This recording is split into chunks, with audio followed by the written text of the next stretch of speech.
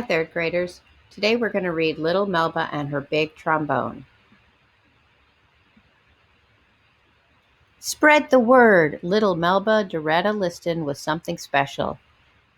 The year she was born was 1926. The place was Kansas City, where you could reach out and feel the music.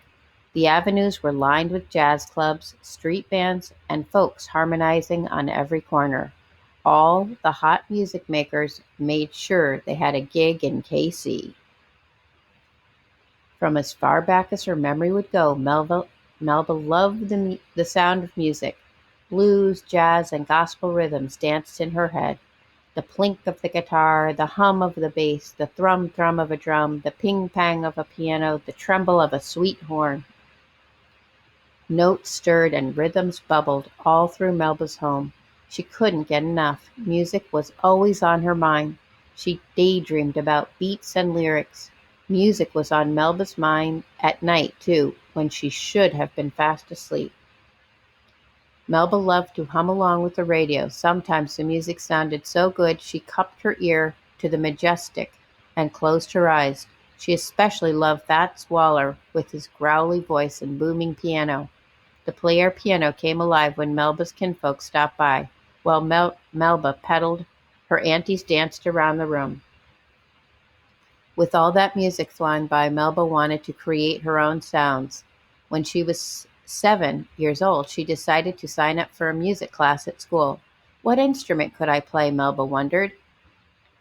At the traveling music store, Melba eyed a long, funny-looking horn. That one, she cried. It's beautiful. A trombone, Mama Lucille frowned. It's big, and you're a little girl. Please, Melba begged.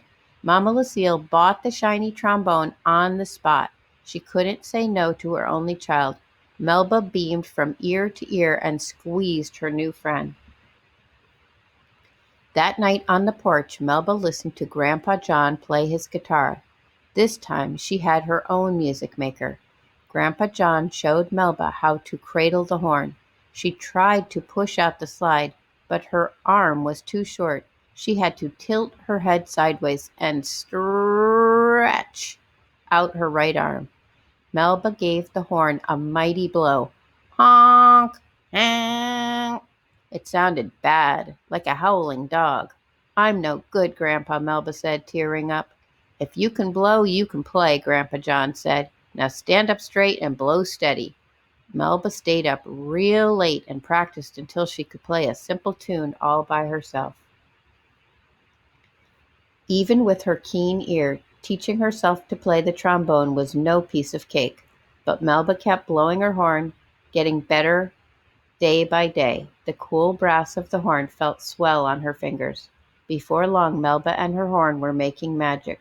She was only 8 when the local radio station invited her to play a solo. Mama Lucille and Grandpa John were proud as they watched little Melba play her big trombone. Hard times hit rock bottom in 1937. That's when Melba and her mother moved to Los Angeles.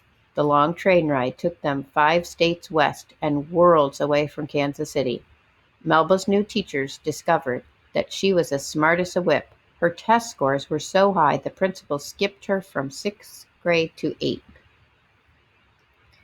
In the high school, Melba joined Alma Hightower's famous after-school music club. Melba quickly became the star player of the club's band, the Melodic Dots. The other club members struggled to keep up with Melba. Jealous boys called her bad names. She tried not to care, but way down deep the names hurt. Melba used her horn to turn all those hurt feelings into soulful music. Melba's talent kept growing. She began writing music too. Then in 1943, when she was 17, Melba was invited to tour the country with a new band led by trumpet player Gerald Wilson. Go meet the world, Mama Lucille said and hugged Melba goodbye. You have my blessing. Melba could feel it in her bones. The jazz scene was calling her name. Traveling with the band was a thrill. Each city, from Salt Lake to New York, was an eye full of something new. Melba became a master musician. She composed and arranged music. spinning rhythms, harmonies, and melodies into gorgeous songs. And when Melba played the trombone, her bold notes and one-of-a-kind sound mesmerized the crowd. Still, Melba was lonely. She was the only woman in the band. Some of the men were cruel. Others acted as if she wasn't there. Melba let the music in her head keep her company.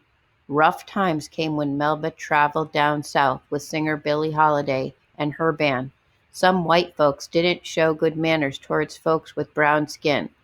Hotel rooms were hard to come by, and the band members often had to sleep on the bus.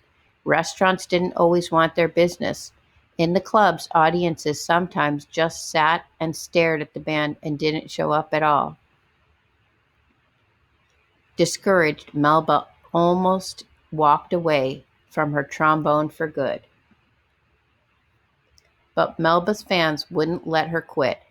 By the 1950s, all the cool jazz musicians wanted some Melba magic. Dizzy Gillespie, Duke Ellington, Quincy Jones, and more. They wanted to be on the bandstand with Melba and her divine horn. They wanted to play Melba's music.